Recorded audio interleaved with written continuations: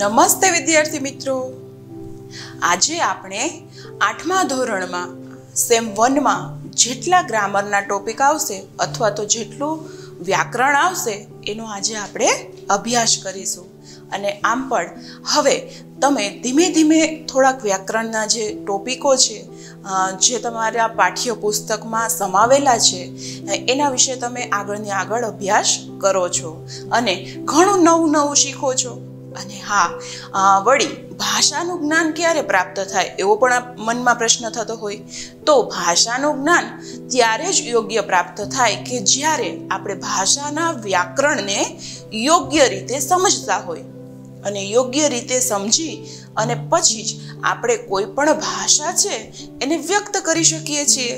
તો ભાષાને શીખવું જેટલું મહત્વ આપીએ એની સાથે સાથે કોઈ પણ ભાષા છે એનું વ્યાકરણ પણ શીખવું એટલું જ મહત્વનું છે, જેથી કરી જ્યારે પણ તમે નિબંધ જેવા કોઈ પણ મૌલિક બાબતો લખવાની આવે તો તમને જો વ્યાકરણ સમજાતું હોય તો તમે એનો યોગ્ય પ્રયોગ કરી શકો. તો ચાલો આજે આપણે 8મા ધોરણના સેમ 1 માં જેટલા ગ્રામરના ટોપિક આવે એ એક પછી એક જોવાનો પ્રયત્ન કરીશું અને સમજવાનો પ્રયત્ન કરીશું. વચન પરિવર્તન. આપણે પહેલો ટોપિક જોઈએ વચન પરિવર્તન, એટલે કે કઈ રીતે એક વચનમાંથી બહુવચન કરવું. તો એના માટે જેવી રીતે તમે ઇંગ્લિશમાં એસ, ઈએસ, ઓ, એચ, સીએચ વગેરે જેવા જે શબ્દો જોડો છો, સ્પેલિંગમાં પાછળ લગાડો છો જે વર્ણો, એવી જ રીતે હિન્દીમાં પણ અમુક પ્રકારના શબ્દોની અંદર ફેરફાર થાય છે. અને હા વિદ્યાર્થી મિત્રો, જો તમારે વ્યાકરણ શીખવું હોય તો સૌ પ્રથમ જે શબ્દ તમારી સામે આવેલો છે પ્રશ્ન તરીકે એને એકવાર પ્રશ્ન કરતા શીખી જાઓ. જો તમને આવા પ્રકારની વ્યાકરણની મેથડ સમજાશે તો તમારું 90% જે ગ્રામરનું વ્યાકરણના પ્રશ્નો છે એ 90% એની મેળે જ સોલ્વ થઈ જતા હોય છે. પરંતુ શબ્દને સમજવો જરૂરી છે અને શબ્દને પ્રશ્ન કઈ રીતે પૂછવો એ પણ મહત્વનું છે. જો તમે આગળ ઉદાહરણ આપો તો તમે લિંગ પરિવર્તન આવા પ્રકારના ટોપિકો શીખ્યા, બરાબર? તો તમે જ્યારે કોઈ પણ શબ્દ તમારી સામે આવે ત્યારે તમે કેસા કરીને પ્રશ્ન પૂછો, લડકા કૈસા, બરાબર? તો આ તમને જ્યારે બોલો છો ત્યારે જ ખ્યાલ આવે છે કે આ બંધ બેસતું છે. એટલે એનો મતલબ એવો થઈ શકે કે લડકા માટે જો કૈસા શબ્દો આપણે પ્રયોજન કર્યું તો યોગ્ય લાગ્યું, યોગ્ય છે, બરાબર? તો એ પુલ્લિંગ શબ્દ દર્શાવે છે. તો તમારી સમક્ષ કોઈ પણ શબ્દ આંખ સામે આવે ત્યારે તમે કૈસા શબ્દ એ શબ્દને પ્રશ્ન કરીને પૂછો અને જવાબ મળી જાય તો એ પુલ્લિંગ સમજવું હંમેશા. અને એવી જ રીતે જ્યારે કોઈ પણ શબ્દ તમારી સામે આવે અને એને કૈસી તરીકે પ્રશ્ન પૂછો એકવાર, જેમ કે માલા, તો માલા કેસી લડકી હૈ. સ્વાભાવિક છે કે જો તમે આ વાક્ય બોલો છો ત્યારે જ તમને ખ્યાલ આવી જાય છે કે આ વાક્ય છે યોગ્ય છે. તો આના ઉપરથી તમને ખ્યાલ આવી ગયો ને કે સ્ત્રીલિંગ શબ્દ પૂછવો હોય અથવા જાણવો હોય તો એ શબ્દને આપણે કૈસી પ્રશ્ન પૂછી શકાય અને જે જવાબ મળે એ યોગ્ય જ હોય છે, એટલે કે સાચો સ્ત્રીલિંગ જ મળશે તમને. તો આવી જ રીતે તમારે કોઈ પણ શબ્દ છે એને પ્રશ્ન કરતા શીખવાનું છે. જો તમે આવું અવલોકન કરી અને પરીક્ષણ કરી અને ધીમે ધીમે શીખી જશો તો આ તમને આગળ પણ કોઈ પણ ભાષા શીખો ત્યારે મહત્વનું લાગશે અથવા તો મહત્વરૂપ ગણાશે. જો આવી રીતે ધીમે ધીમે શરૂઆત કરીને શીખશો તો. અને આમ પણ ભાષા શીખીએ ત્યારે આપણું વ્યાકરણ છે એ પાક્કું હોવું જોઈએ. જે પાયો હોય, કોઈ પણ ઇમારત ચણાતી હોય, જો એનો પાયો મજબૂત હોય ને તો એ ઇમારત ગમે એટલા સમય સુધી ટકી રહે છે. પરંતુ જો પાયો જ કાચો હોય તો ગમે એટલી મોટી ઇમારત બનાવેલી હોય તો એ ગમે ત્યારે પડી જવાની સંભાવના હોય છે. તો આપણે જેટલું પણ વ્યાકરણ શીખીએ એ યોગ્ય સમજવાનું છે, માત્ર ને માત્ર ગોખવાનું નથી. તમે જે પણ શીખો છો એને સમજવાનો પ્રયત્ન કરો. અને એટલા માટે તો અહીંયા તમને હિન્દી ભાષા છે એને પણ ગુજરાતી એટલે કે આપણી માતૃભાષામાં સમજાવવાનો પ્રયત્ન કરવામાં આવે છે. તો આપણે વ્યાકરણને સમજવાનું છે, શીખવાનું તો છે જ, પરંતુ એ શીખવાની સાથે સાથે એને સમજવું પણ એટલું જ મહત્વનું હોય છે. તો પહેલો ટોપિક છે આપણો વચન પરિવર્તનનો. એમાં પણ થોડાક નિયમો છે. જો આ નિયમો તમે એકવાર સમજી ગયા તો પછી કોઈ પણ શબ્દ આવે તો તમારા મગજની અંદર તરત જ લાઈટ થશે કે હા, આ શબ્દ છે તો એમાં કંઈક આ પ્રકારનો નિયમ છે એ લાગુ પડે છે. તો એના માટે નિયમનું જ્ઞાન પણ આપણી પાસે હોવું જરૂરી છે. જેવી રીતે તમારે સંસ્કૃતમાં તમે ભણો છો ત્યારે એમાં અમુક પ્રકારના રૂપો આવે છે. વર્તમાન કાળ, પરસ્મય પદ, મી વહ મહ, સી થહ થહ અને તી તહ અંતિ. આવા પ્રકારના કોઈ પણ પ્રત્યય આપેલા હોય તો એને વર્તમાન કાળમાં પરિવર્તન કરવું છે તો શું ફેરફારો આવશે, એ ધાતુને લગાડવાના, એ ક્રિયાપદને લગાડવાના, આવું તમે શીખો છો. એવી જ રીતે શબ્દને બહુવચન કરવું હોય તો તમે ઇંગ્લિશમાં પણ એસનો ઉપયોગ કરો છો. તો એવી જ રીતે હિન્દીમાં પણ જ્યારે વચન પરિવર્તન કરવાનું હોય છે ત્યારે કોઈ પણ શબ્દ છે એનો છેલ્લો જે શબ્દ છે એ જોવો ખૂબ જ મહત્વનો છે. અને એ શબ્દને જોઈ અને ઓળખવો કઈ રીતે એ અહીંયા આપણે નિયમ દ્વારા સમજીએ. आकारांत पुल्लिंग शब्दों का बहुवचन बनाने के लिए शब्दों के अंतिम आ को ए कर दिया जाएगा.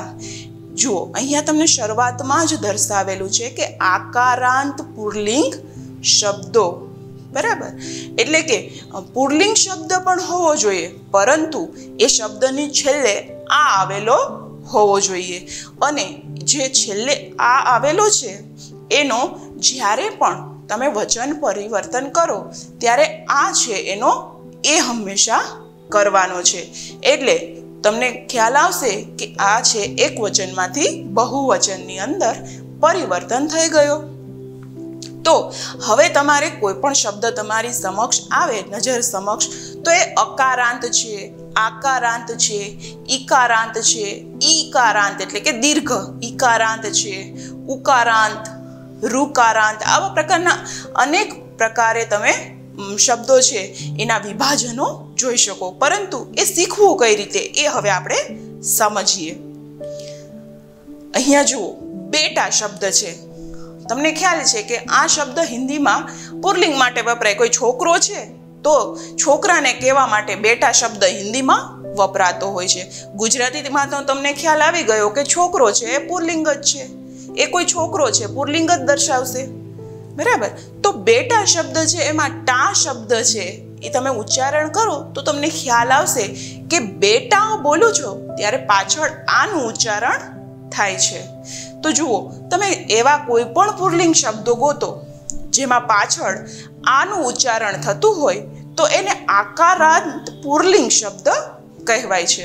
હવે જુઓ, એનું બહુવચન આપણે કરવું હોય તો જ્યાં આ છે એનો એ કરવાનો. જુઓ, અહીંયા નિયમમાં પણ કીધેલું છે. એટલા માટે બેટા શબ્દ છે તો એનું બહુવચન બેટે શબ્દ થાય છે.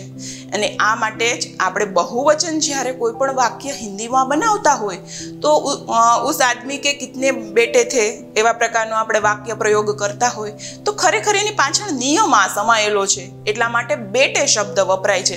પરંતુ આપણે અત્યાર સુધી મોટા મોટા પાઠો જોયા, પરંતુ આવા પ્રકારનું વ્યાકરણ ખબર ન હોવાથી આપણે ક્યારે જોયું ન હતું. તો હવેથી આપણને ખબર પડી ગઈ. એટલા માટે કોઈ પણ શબ્દ તમે બહુવચન છે કયા નિયમના આધારે બની ગયો એ પણ વિચારવાનું શરૂ કરી દેજો કે આ છે એ આ નિયમના આધારે બહુવચન બનેલો શબ્દ છે. તો અહીંયા તમને આકારાંત શબ્દો તમારી સામે પુલ્લિંગ આવે તો આનો એ કરી અને એનું બહુવચન કરવાનું રહેશે. એવી જ રીતે કમરા, તો એનું પણ બહુવચન. જુઓ, અહીંયા એક શબ્દ એ પણ શીખવાડું કે બેટા છે તો કૈસે શબ્દ પૂછો છો, બેટા કૈસા. જુઓ, બંધ બેસતું છે એટલે બેટા શબ્દ છે એ પુલ્લિંગ દર્શાવે છે. એ તમને તરત જ ખ્યાલ આવી જશે કારણ કે કેસા શબ્દ છે એ એની સાથે એકદમ બંધ બેસતો છે. અથવા કોઈ પ્રશ્ન જોશો તમે તો એ પ્રશ્નમાં પણ તમને યોગ્ય લાગશે. તો એનો અર્થ એવો થયો કમરે છે, કમરે શબ્દ છે એને પણ કૈસા કરીને પૂછો તો કૈસે કમરે હે. જુઓ, લાગે છે યોગ્ય વાક્ય. એટલા માટે એ પણ પુલ્લિંગ શબ્દ છે એવું સમજવાનું. એટલા માટે તો કહેલું છે કે આકારાંત પુલ્લિંગ શબ્દો, બરાબર. બીજા ઘણા પ્રકારના અકારાંત પુલ્લિંગ હોય, જેમ કે રામ છે તો એમાં રામ આવે છે ઉચ્ચારણ, એટલે કે અકારાંત પુલ્લિંગ છે. પરંતુ અકારાંત પુલ્લિંગ છે એના માટે કંઈક નવો નિયમ આવશે. અત્યારે આપણે આકારાંત પુલ્લિંગ શબ્દો કેવા હોઈ શકે એનો પરિચય મેળવીએ છીએ. અને એટલા જે શબ્દો આવશે જે આકારાંત પુલ્લિંગ હોય તો એને છેલ્લે આવેલા આ શબ્દનો એ કરવાનો છે. એટલે જુઓ, તમે બેટા, તમે જ્યારે સંધિ શીખશો ત્યારે તમને ખ્યાલ આવશે કે સંધિમાં પણ એક નિયમ છે, આ વત્તા એ, બરાબર. અ વત્તા અ બરાબર આ, એવો પણ એક નિયમ છે. તો અહીંયા એવા પ્રકારનો જ નિયમ છે. ગુણ અને વૃદ્ધિ, આવું તમે આગળ જ્યારે ભણશો ત્યારે તમે શીખશો. ગુણ અને વૃદ્ધિનો નિયમ હોય છે સંધિની અંદર. એટલે કે શબ્દ છે તો એ કઈ રીતે બની ગયો, પૂરો શબ્દ બનતો હોય. હા, આપણે આગળ જ શીખીશું. ઉપસર્ગ જે આવશે એ ઉપસર્ગ એ તો દર્શાવે છે કે બે શબ્દ ભેગા થાય ત્યારે કોઈ ત્રીજો શબ્દ નવો આવતો હોય છે, તો એમાં અમુક ફેરફારો થતા હોય છે. તો અહીંયા પણ તમે આવા પ્રકારના જ ફેરફારો શીખો છો, એની શરૂઆત કરો છો. ત્યાર પછી છે તાલા. તો તાલાનું બહુવચન થશે તાલે. ત્યાર પછી છે છાતા. તો છાતાનું બહુવચન થશે છાતે. ત્યાર પછી તોતા. તો તોતાનું પણ બહુવચન થશે તોતે. ત્યાર પછી રૂપૈયા. તો રૂપૈયાનું બહુવચન થશે રૂપૈયે. મિત્રો, આપણે હવે થોડાક આગળ નિયમો જોઈએ. જુઓ, અહીંયા એક નવો નિયમ છે. अकारांत स्त्रीलिंग शब्दों का बहुवचन करने के लिए शब्दों के अंत में ए जोड़ दिया जाता है. तो अकारांत स्त्रीलिंग शब्द હોય એનું બહુવચન કરવું હોય તો એ જે શબ્દ છે એમાં પાછળ એ લગાડવાનું. એટલે કે એક માત્રા ઉપર તમે જે લીટો કરો છો એવી માત્રા એક વધી જાય અને એનું બહુવચન થઈ જાય. તો ચાલો આવા થોડાક ઉદાહરણો જોઈએ આપણે. જેમ કે આંખ. તો આંખનું બહુવચન કરવું હોય તો આંખે. જુઓ, અહીંયા અ છે એનો એ થઈ ગયો, એટલા માટે આંખે શબ્દ તૈયાર થાય છે. તેવી જ રીતે સડક. તો સડક શબ્દ છે એનું બહુવચન કરવું હોય તો સડકે. ત્યાર પછી બાત. બાતનું બાતે. બહન. બહનનું બહને. કિતાબ. કિતાબનું કિતાબે. ભેંસ તો ભેંસે. અને રાત તો રાતે. तो चलो हजी एक नियम જોઈએ. अकारांत स्त्रीलिंग शब्दों का बहुवचन करने के लिए शब्दों के अंत में जो चंद्रबिंदी वाળો એ તમે જોઈ શકો છો, જોડ દિયા જાતા હૈ. એટલે અમુક શબ્દો એવા પણ હશે કે જેનું બહુવચન કરતી વખતે તમારે ચંદ્રબિંદી વાળો એ છે એ દર્શાવવો પડશે. જેમ કે લતા શબ્દ છે. જુઓ, લતા શબ્દ ખરેખર આકારાંત સ્ત્રીલિંગ શબ્દ છે. અને હા, ऊपर पण तमे ए ज शब्द समझो कि आकारांत स्त्रीलिंग शब्दों का बहुवचन करने के लिए शब्दों के अंत में ए जोड़ दिया जाता है. बराबर. अकारांत स्त्रीलिंग शब्द तमे जोई चूक्या. एमां तमे रात शब्द छे तो ए अकारांत स्त्रीलिंग शब्द हतो, परंतु अहींया जुओ, अहींया शब्द छे आकारांत स्त्रीलिंग शब्द. એટલે કે અકારાંત સ્ત્રીલિંગ દર્શાવે છે, જ્યારે આકારાંત સ્ત્રીલિંગ દર્શાવે છે. તો રાત છે એ જેવી રીતે અકારાંત સ્ત્રીલિંગ છે તેવી જ રીતે લતા શબ્દ છે. તમને ખ્યાલ છે કે લતા કોઈ છોકરીનું નામ હોય તો એ તમને ખ્યાલ આવી ગયો એના ઉપરથી કે સ્ત્રીલિંગ છે. તો લતા છે તો એનું બહુવચન કરવું હોય, અહીંયા લતાનો અર્થ વૃક્ષ અથવા તો કોઈ વેલો છે એની વાત કરેલી છે. બરાબર. તો એનું બહુવચન કરવા માટે લતા એ શબ્દ છે. જુઓ, એ ઉપર તમે ચંદ્રબિંદી જોઈ શકો છો. એનું બહુવચન જ્યારે કર્યું ત્યારે આવા પ્રકારનો ફેરફાર છે કરવાનો રહેશે. એવી જ રીતે કન્યા. તો કન્યા એ શબ્દ થશે. જાજી બધી છોકરીઓ હોય, આપણે વાક્યમાં દર્શાવવું છે ત્યારે કન્યા એ શબ્દ લખશું. પરંતુ હા, કન્યા એ શબ્દ લખવામાં પણ ધ્યાન આપવાનું છે. શું કે એ શબ્દ લખો છો ત્યારે એ ઉપર ચંદ્રબિંદી પણ કરવાની રહેશે. ત્યાર પછી બાલા. તો બાલાએ. પછી મહિલા. તો મહિલાએ. ત્યાર પછી સેવા તો સેવાએ, ત્યાર પછી બાલિકા તો બાલિકાએ. આ શબ્દ તમે સંસ્કૃતમાં પણ ઉપયોગ કરતા હશો. હા, તો અહીંયા પણ જોવો કે બાલિકા શબ્દ છે તો બાલિકા શબ્દનું બહુવચન કરો ત્યારે બાલિકા એ શબ્દ લખેલું છે જે ચંદ્રબિંદી સહિત છે. તો અહીંયા તમે અકારાંત પુલ્લિંગ શબ્દ શીખી ગયા, એવી જ રીતે અકારાંત સ્ત્રીલિંગ શબ્દ શીખી ગયા અને હવે આકારાંત સ્ત્રીલિંગ શબ્દ પણ તમે શીખી ગયા. એનો પરિચય મેળવી લીધો કે આકારાંત સ્ત્રીલિંગ શબ્દ કોને કહેવાય. ભાષા શબ્દ છે તો એ પણ આકારાંત સ્ત્રીલિંગ છે. તેનું બહુવચન કરો એટલે ભાષા એ થશે અને એ પણ એ ઉપર ચંદ્રબિંદી દર્શાવેલો છે એ. પછી પાઠશાલા તો પાઠશાલાએ. હવે ફરી પાછો એક નવો નિયમ, इकारांत स्त्रीलिंग शब्दों के अंत में या जोड़कर बहुवचन बनाया जाता है.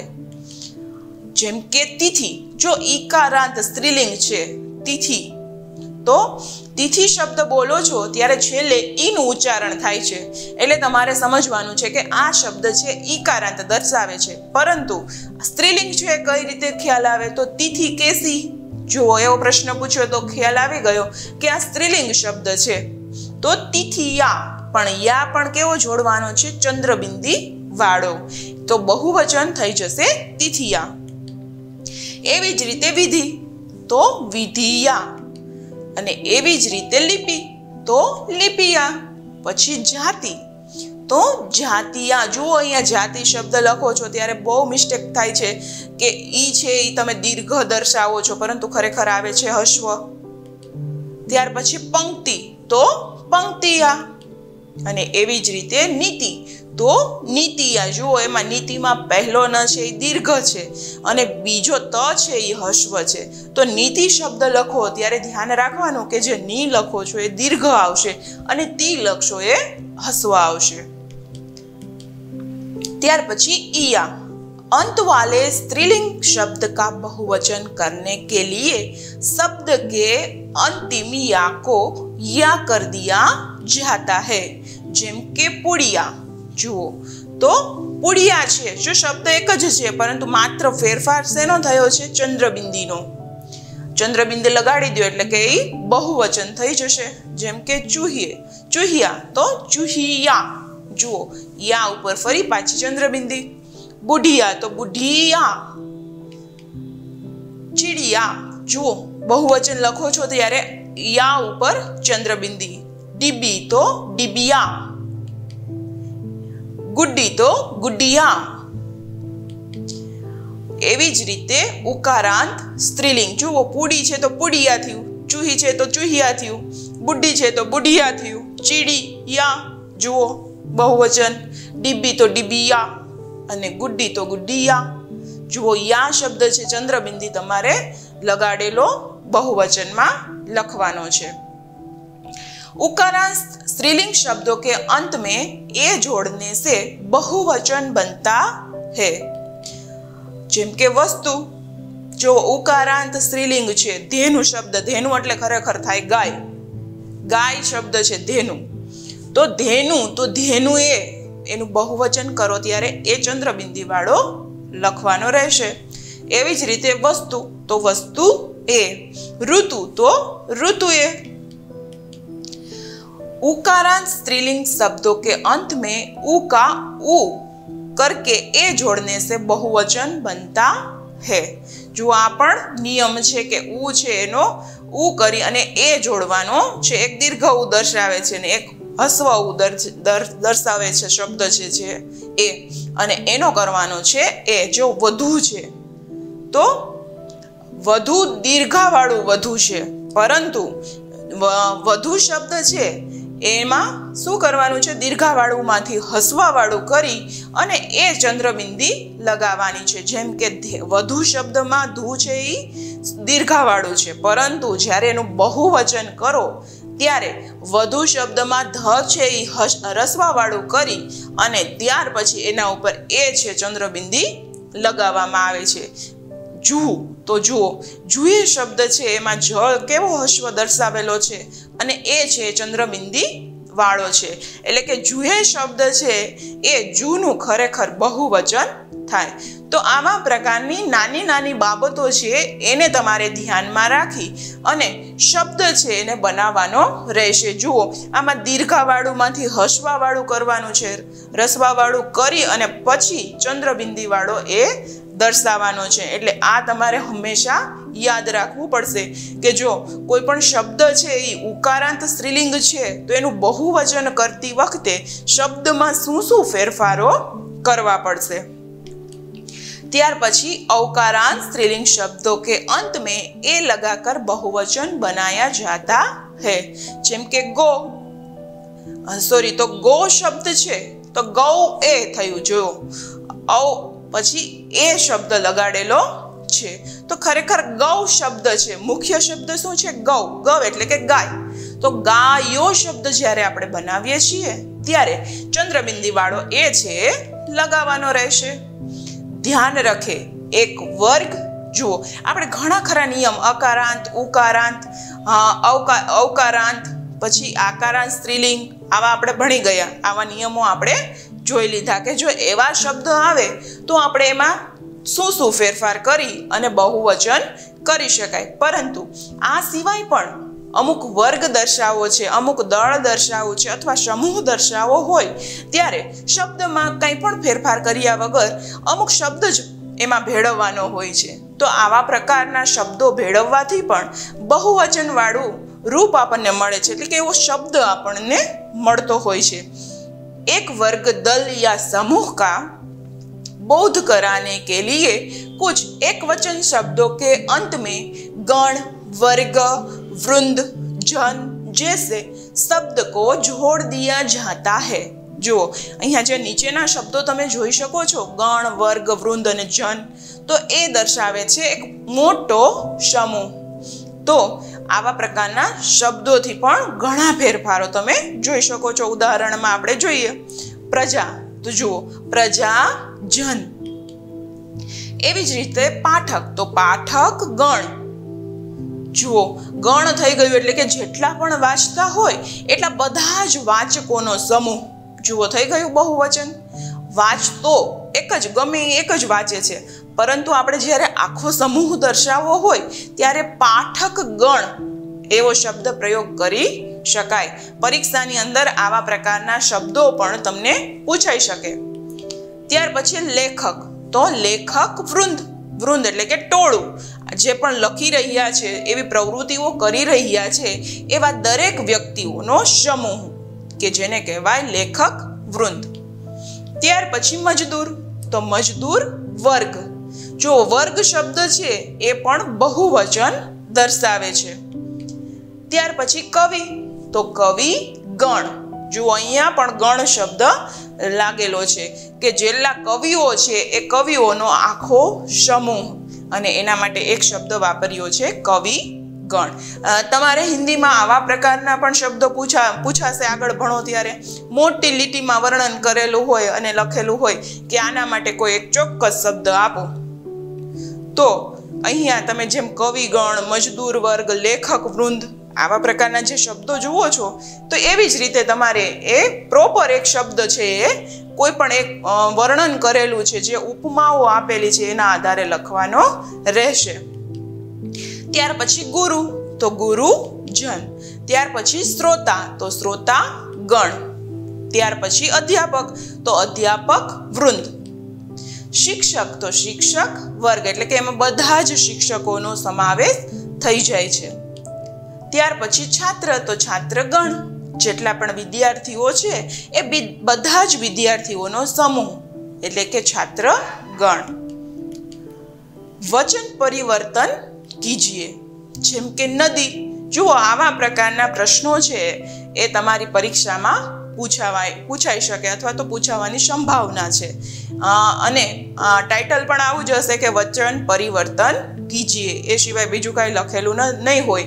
અકારાંત, આકારાંત, ઈકારાંત એ પ્રકારે દર્શાવેલું નહીં હોય. અને જો હા એવા પ્રકારે આકારાંત, ઈકારાંત ને ઉકારાંત જો તમે શબ્દ જુઓ છો તો એનો અર્થ એવો છે કે કોઈ એક તમને વાક્ય આપેલું છે અને કાઉન્સની અંદર સૂચના આપેલી હોય અને એના સૂચનાના આધારે ફેરફાર કરી અને તમારે નવો શબ્દ બહુવચનવાળો દર્શાવવાનો રહેશે. આવી રીતે પ્રશ્ન પૂછી શકે છે જો 1 માર્કમાં પૂછે તો. અહીંયા જુઓ વચન પરિવર્તન એટલે કે આમાં તો 4-5 એક સાથે શબ્દ આપેલા હશે. તમારે એક વચન પૂછેલું હોય તો બહુવચન લખવાનું અને જો બહુવચન શબ્દ તમે જુઓ છો તો તમારે એનું એક વચન પણ દર્શાવવું પડે. નદી તો નદિયા, એવી જ રીતે કિતાબ તો કિતાબે. દરવાજે, જો અહીંયા જે શબ્દ છે દરવાજે તો એ બહુવચન છે તો એનું એક વચન દરવાજા. જુઓ એક બહુવચન આપેલું છે, આપણે માત્ર ને માત્ર એનું એક વચન આપવાનું હતું. એવી જ રીતે કલા તો કલાએ, કૌવા તો કૌએ. ધાતુએ, જુઓ આ પણ બહુવચન છે તો આપણે આપવાનું છે એક વચન ધાતુ.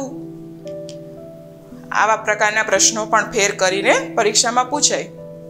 સડકે તો સડક, કુત્તા તો કુત્તે. હવે આપણે થોડાક ઉપસર્ગ પણ જોઈશું. જેવી રીતે તમે લિંગ પરિવર્તન એટલે કે બહુવચન જોયું અને લિંગ પરિવર્તન કરતા પણ શીખી ગયા. અને હા, એવી જ રીતે ઉપસર્ગ છે એ પણ તમારા માટે એટલો જ મહત્વનો છે કે કોને ઉપસર્ગ કહેવાય. ખરેખર કોઈ શબ્દ છે એમાં ઉપસર્ગ ક્યાં લાગે, આગળ લાગે કે પાછળ લાગે? ઉપસર્ગ શા માટે લગાડવામાં આવે છે? ઉપસર્ગ લગાડવાથી શબ્દ છે એમાં શું ફેરફાર થાય? તો ચાલો આપણે આજે એનો અભ્યાસ કરીએ કે ખરેખર ઉપસર્ગ કોને કહેવાય અને કોઈ શબ્દમાં એ ક્યાં લાગે છે. उपसर्ग के पहले परिभाषा को देखेंगे. उपसर्ग वे शब्दांश है जो सार्थक शब्दों से पूर्व जुड़ने पर अर्थ में परिवर्तन देता है. અહીંયા તમે જુઓ આવાગમન શબ્દ ઉદાહરણ તરીકે સમજીએ. આવાગમન એટલે કે આવવું અને જવું. ખરેખર મૂળ શબ્દ છે ગમ. ગમ અર્થાત એક જગ્યાએથી બીજી જગ્યાએ જવું. પરંતુ આવાગમન શબ્દ છે એમાં આવ શબ્દ જે લાગેલો છે એનાથી આખો જ શબ્દ છે ફરી જાય છે. એક તો માત્ર જવું દર્શાવે છે, પરંતુ આવાગમન શબ્દ છે એમાં આવ લગાડવાથી આવવું અને જવું બંને જ અર્થ એક સાથે નિર્દેશિત કરી દે છે. જુઓ, શબ્દમાં માત્ર ઉપસર્ગ લગાડવાથી આખો જે શબ્દ છે એ શબ્દનો અર્થ ફેરફાર થઈ જાય છે. તો અહીંયા ઉપસર્ગ એને કહેવાય કે જેને જોડવાથી આખા જ શબ્દનો નવો અર્થ બનતો હોય એને આપણે કહી શકીએ ઉપસર્ગ. અને હા, ઉપસર્ગ છે એ કોઈ પણ શબ્દની આગળ જ આવશે.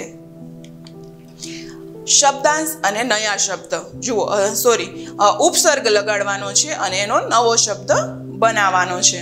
જેમ કે દૂર તો દૂર વત્તા ગુણ. જુઓ, આ જે મૂળ શબ્દ છે એ ગુણ છે, પરંતુ એમાં દૂર શબ્દ લગાડવામાં આવે, દૂર એટલે કે ખરાબ, તો નવો શબ્દ શું બનશે? દૂર ગુણ. એવી જ રીતે સ વત્તા ગુણ બરાબર સગુણ. સ અર્થાત સાથે, તો કોની સાથે? ગુણની સાથે.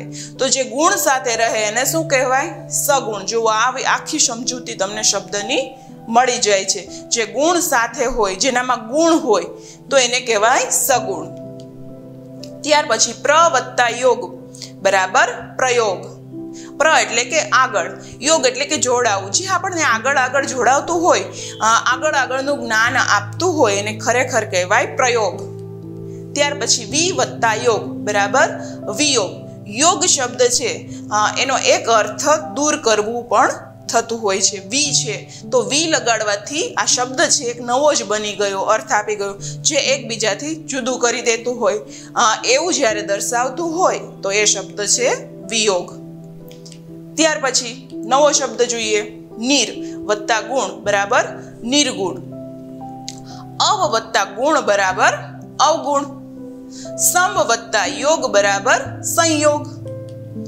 ઉપ વત્તા યોગ બરાબર ઉપયોગ. જુઓ, અહીંયા તમે સરસ રીતે ઉદાહરણ જોશો અને અભ્યાસ કરશો તો ખ્યાલ આવશે કે ઉપસર્ગ લગાડવાથી એક નવા જ પ્રકારનો શબ્દ આપણને મળે છે અને નવો શબ્દ છે એ કંઈક નવો જ અર્થ આપે છે.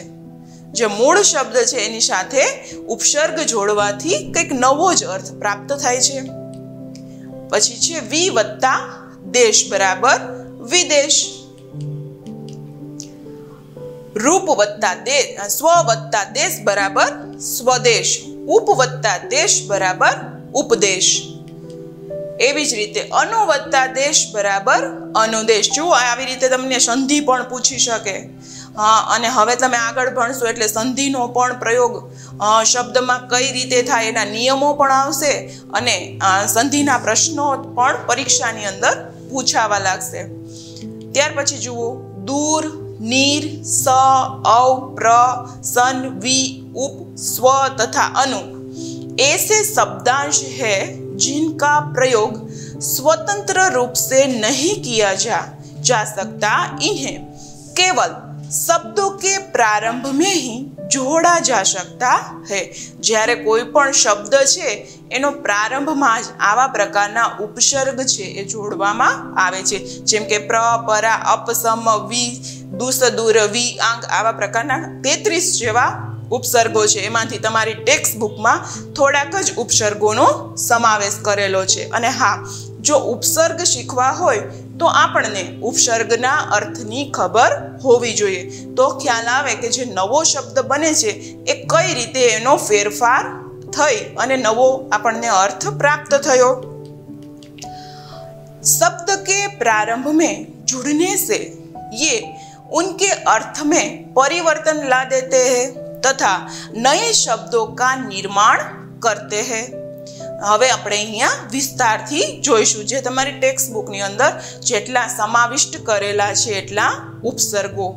જેમ કે કનો અર્થ થાય ક્યારેય નહીં અથવા તો નિષેધ અથવા કભી. જુઓ, આ ખરેખર ઉપસર્ગનો અર્થ છે. અને હવે તમે એનું ઉદાહરણ જુઓ. અજ્ઞાન, અમર, અગમ, પછી અન એટલે કે નહીં, અભાવ અથવા તો નિષેધ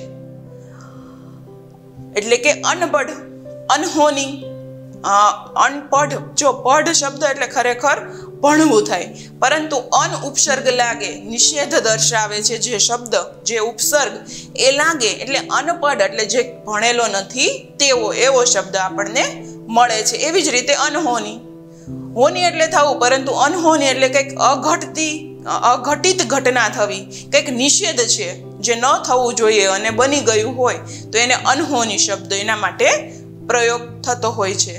એવી જ રીતે ક એટલે બુરી અથવા બુરા, તો કપૂત શબ્દ છે. પૂત એટલે પુત્ર, પરંતુ કપૂત શબ્દ બને એટલે એવો પુત્ર કે જે ખરાબ છે, તો કપૂત શબ્દ ત્યારે પ્રયોગ થતો હોય છે. એવી જ રીતે કુ એટલે કે અભાવ અને નહીં, તો એના પણ ઉદાહરણ જોઈએ. કુપુત્ર, કુસંગ અને કુકર્મ. તો કુ શબ્દ છે જે ઉપસર્ગ છે એનો અર્થ થાય અભાવ અથવા તો નહીં, તો કુપુત્ર પણ થશે જે સારો પુત્ર નથી. કુસંગ જે સારો સંગ જેનો નથી, તો કુસંગ. અને એવી જ રીતે કુકર્મ એટલે કે ખરાબ કર્મ, જે સારું કર્મ નથી કરતા, તો એના માટે કુકર્મ શબ્દ છે એ વપરાતો હોય છે. પછી ની, પરાયા, દુસરાયા, દુસરી. તો નિકમ્મા, નીડર, તો આ એના ઉદાહરણો છે. તેવી જ રીતે પર શબ્દ થાય અચ્છા અથવા તો સહિત, તો પરદેશ અને પરલોક. ત્યાર પછી આધા, નો અર્થ થાય અડધું, તો સપરિવાર અથવા તો સકામ. પછી અધ એટલે કે બુરા, દો ગુના. અધમરા, અધપકા, જે અડધું પાકેલું છે, અડધું અર્થ દર્શાવે છે અધ. તો આવા પ્રકારના શબ્દોનું પ્રયોજન અધપકા, અધમરા એવી રીતે થતું હોય છે. ત્યાર પછી દુ અર્થાત દુર્ગુણ, દોગુણ અને બીના. જેમ કે દુઃખદ, દુબલા ઓર દુગુના એટલે કે વધારે, એવો અર્થ પણ થઈ શકે. ત્યાર પછી બિન એટલે કે બીના ઓર નિષેધ. એમાંથી ઉદાહરણ જોઈએ.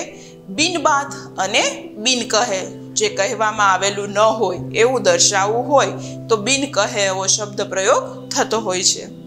ત્યાર પછી ભર એટલે કે પૂરા અને ઠીક. ભરપેટ, ભરમાર અને ભરચક.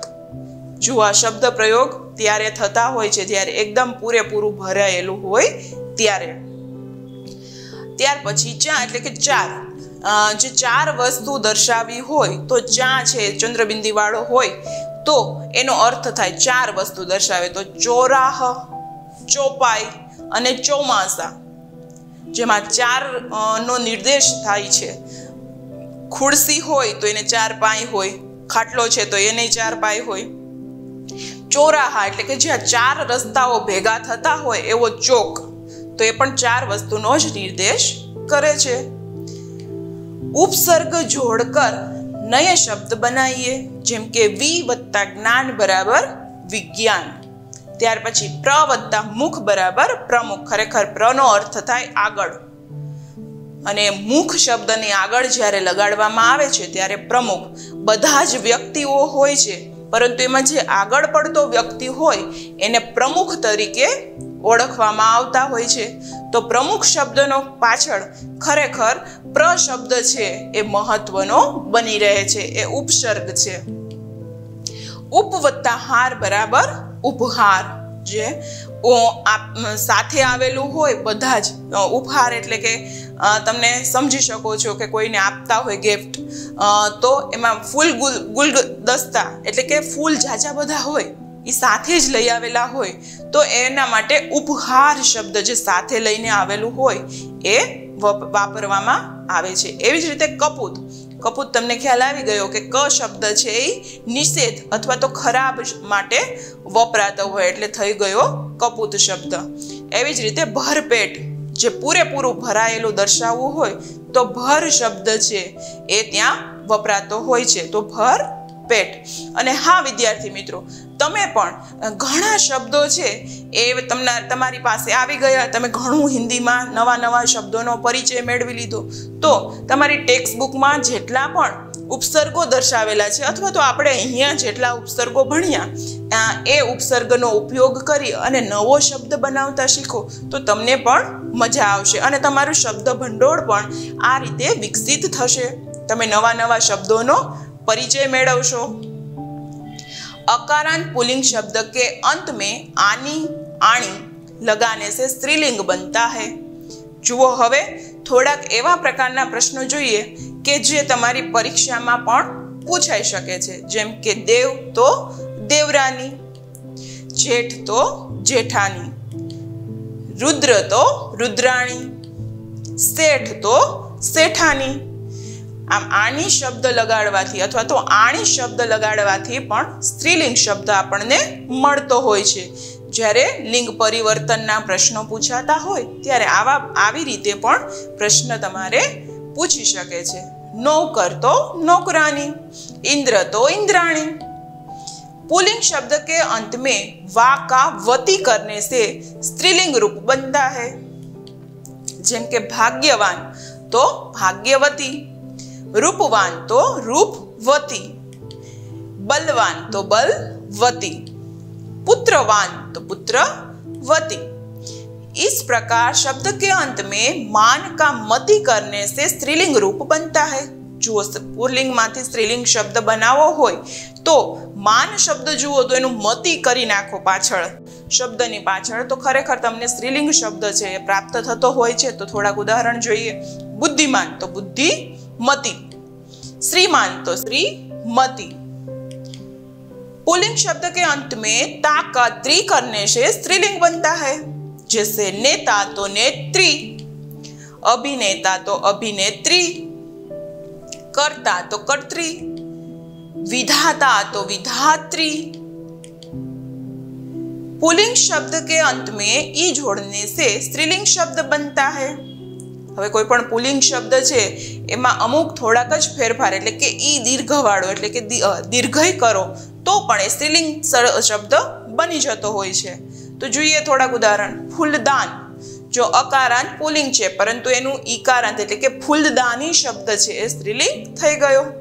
એવી જ રીતે ચાયદાન તો ચાયદાની. कई शब्द ऐसे भी होते हैं जिनका लिंग परिवर्तन करने के लिए शब्द का पूर्ण परिवर्तन करना पड़ता है। જેમ કે વર તો વધુ। જુઓ આ શબ્દ જેટલા તમે હવે જોશો એમાં ખરેખર લિંગ પરિવર્તન કરવાના પ્રશ્નો પૂછે તો શબ્દ આખો જ નવો આવી જતો હોય છે। આવા પ્રકારના ફેરફારવાળા પણ થોડા શબ્દો આપણે જોઈએ કે જે તમારી ટેક્સ્ટ બુકમાંથી પૂછાઈ શકે એવા છે। જેમ કે વર તો વધુ, पति तो पत्नी, नर तो नारी, विधुर तो विधवा, विद्वान तो विदुषी। जो आखो शब्दનું પરિવર્તન થઈ ગયું અને છતાં પણ એ શું દર્શાવે છે? સ્ત્રીલિંગ। એવી જ રીતે સાસ તો સસુર, નનંદ તો નંદોઈ, सम्राट तो सम्राज्ञी, साधु तो साध्वी। लिंग परिवर्तन पुल्लिंग शब्दों के अंत में आ प्रत्यय जोड़ने से स्त्रीलिंग बनता है। जेम के सूत तो सूता, भवदीय तो भवदीया, प्रिय तो प्रिया, छात्र तो छात्रा, आचार्य तो आचार्या स्त्रीलिंग दर्शावतो होय छे। जेम के आचार्य तरीके कोई पुरुष पण होई शके, એટલે કે કોઈ આચાર્ય પણ હોઈ શકે અને ખરેખર આચાર્ય તરીકે કોઈ મેડમ પણ હોઈ શકે, એટલે એના માટે આચાર્ય શબ્દ પણ વપરાતો હોય છે।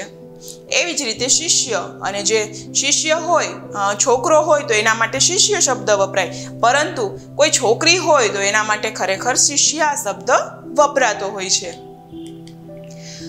ત્યાર પછી આગળ लिंग परिवर्तन में જોઈએ पुल्लिंग शब्दों के अंत में ई प्रत्यय जोड़ने से स्त्रीलिंग बनता है।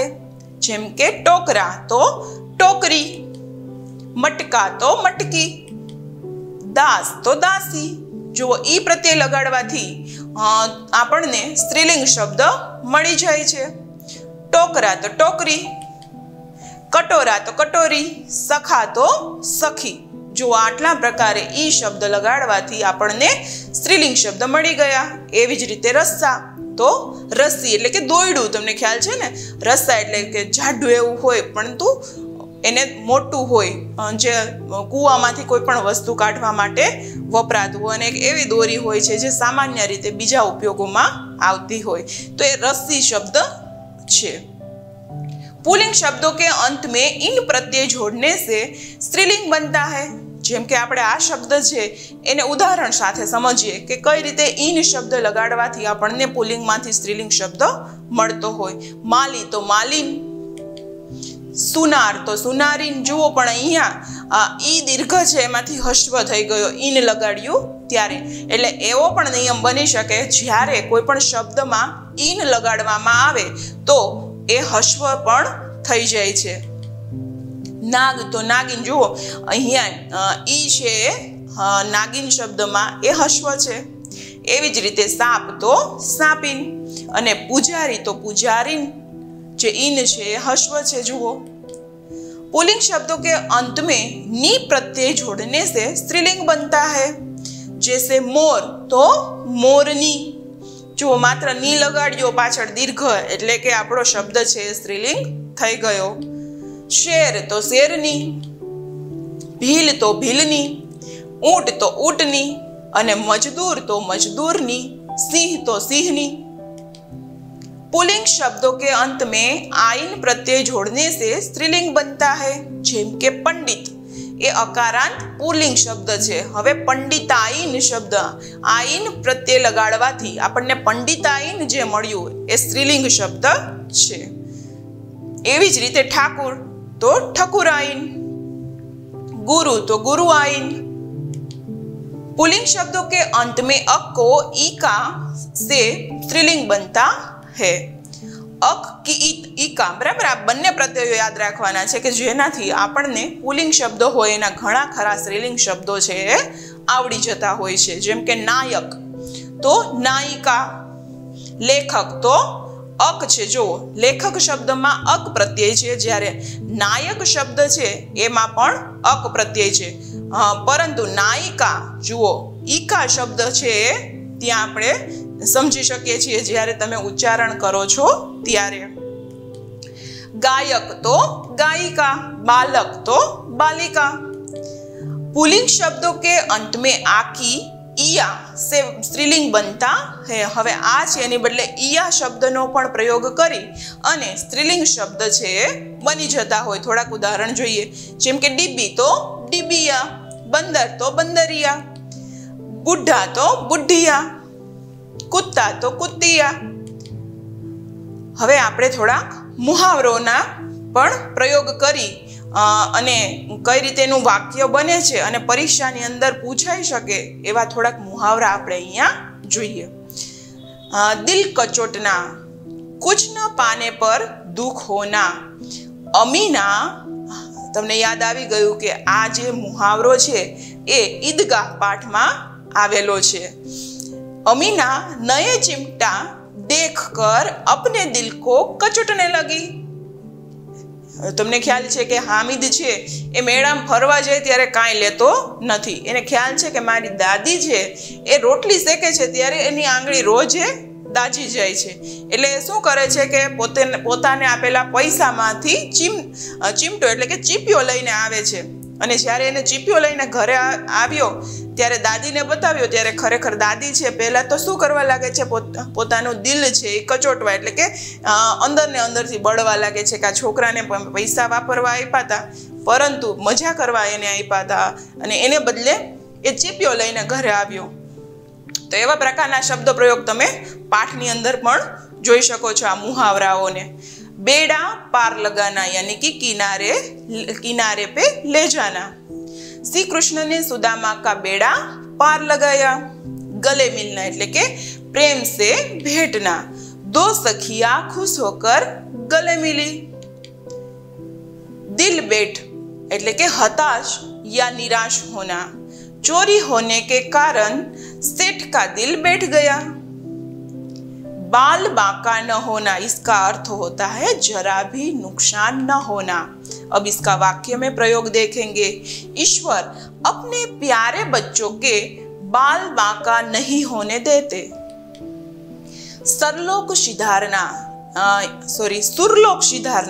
એટલે કે મરી જવાની વાત છે, મર જાના। कोरोना के कारण कई लोग सुरलोक सिधार गए। छाती पीट लेना यानी कि दुख प्रकट करना। गांधी जी के मृत्यु होने पर सब छाती पीटने लगे। परंपराओं की बेड़ी तोड़ना इसका अर्थ है पुरानी परंपराओं को छोड़कर नई परंपरा स्थापित करना। इसका उदाहरण देखेंगे। सुनीता ने परंपराओं की बेड़ी तोड़ दी। અહીંયા સુનિતા વિલિયમ્સની વાત થાય છે। સુનિતા વિલિયમ્સ પાઠમાં તમને ખબર છે કે એ છોકરી થઈ અને ભણી ગણી અને અંતરિક્ષમાં જાય છે, એટલે કે એ જૂની જે પરંપરાઓ છે એને તોડે છે। अस्तित्व को साकार रूप देना यानी व्यक्तित्व निखारना। अब हम इसका वाक्य में प्रयोग देखेंगे।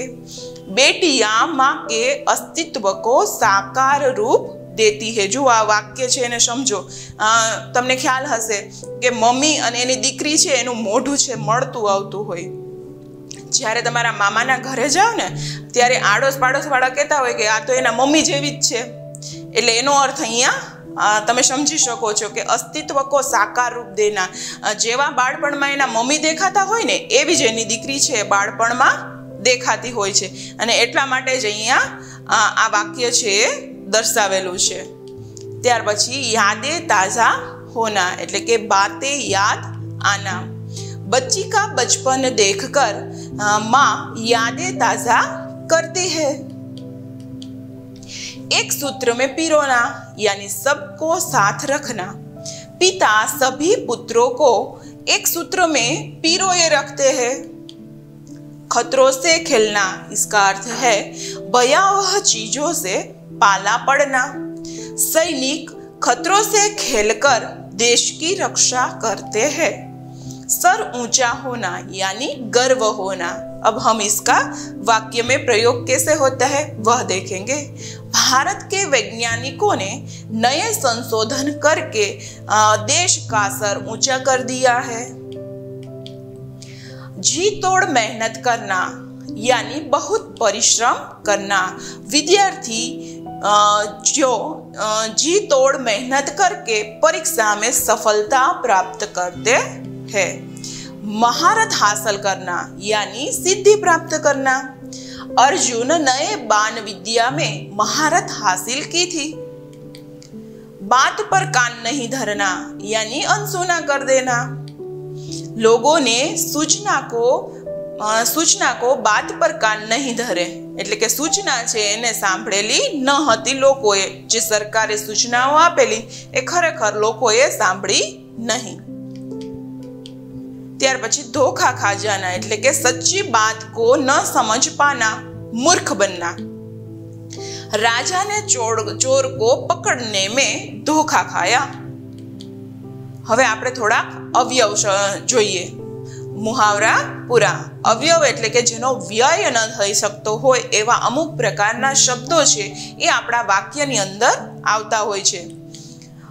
जिन पदों के रूप, लिंग, वचन, काल या कारक नहीं बदलते अर्थात जो सदैव एक से बने रहते हैं उन्हें अव्यय कहा जाता है। अवयव એટલે એવા પ્રકારના શબ્દો સમજવાના કે જે વર્તમાન કાળ, ભૂતકાળ અથવા ભવિષ્યનું વાક્ય ગમે તે પ્રયોગ કરો એવો ને એવો જ ત્યાં હોય છે અને એનો એવો જ અર્થ થતો હોય અને એવી જ રીતે એના લિંગ, વચન અને પરિવર્તનમાં પણ ફેરફાર થતો હોતો નથી।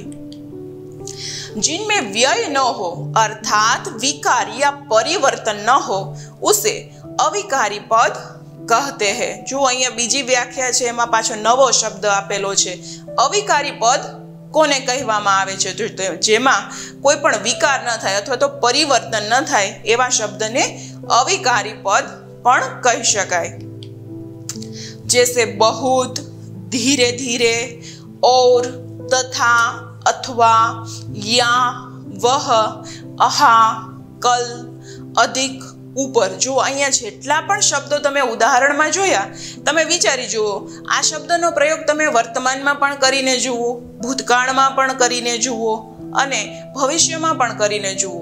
एवा ने एवा ज शब्द प्रयोग थता होय छे अने एवी ज रीते ए कोई पण लिंग एमां फेरफार थतो नथी। कोई पण वाक्य लखी नाखो एमां आ ज शब्द लखवो पड़े छे। स्त्रीलिंगनुं वाक्य लखो अथवा तो बहुवचन लखो तो शब्द तो आज प्रयोजाता होय एमां कंई पण फेरफार थता नथी। कविता बहुत हसी थी। जो अहींया बहुत शब्द छे ए खरेखर अवयव छे। हम धीरे धीरे चलेंगे तो एमां पण धीरे धीरे छे ए अवयव छे। तुम चाय लोगी या कॉफी लोगी तो अहींया या शब्द छे ए अवयव तरीके वपरायेलो छे। उमंग और स्मित घर चले गए, अहींया और शब्द छे ए अवयव दर्शावे छे। वाह क्या कैच लिया। त्यार पछी दुर्योधन तथा कर्ण में गहरी मित्रता थी। जुओ ऊपर में जेवी रीते वाह अवयव शब्द छे एवी ज रीते नीचेना वाक्यमां तथा शब्द छे ए पण अवयव दर्शावे छे। हवे आपणे एक कोष्टक जोईए। तमारी परीक्षानी अंदर तमने अनुलोम अने विलोम शब्द पण पूछाई शके छे। अने हाँ, धोरण 8 अने सेमेस्टर 1 नी अंदर अनुलोम विलोम शब्द ओछा छे। એટલે અહીંયા કોષ્ટક આપેલું છે એ કોષ્ટકના શબ્દોને ધ્યાન પર લેવા। અને હા, આ સિવાય પણ જો તમે અગાઉના ધોરણમાં अनुलोम विलोम शब्दનો પરિચય કેળવ્યો છે એમાંથી પણ પૂછી શકે છે।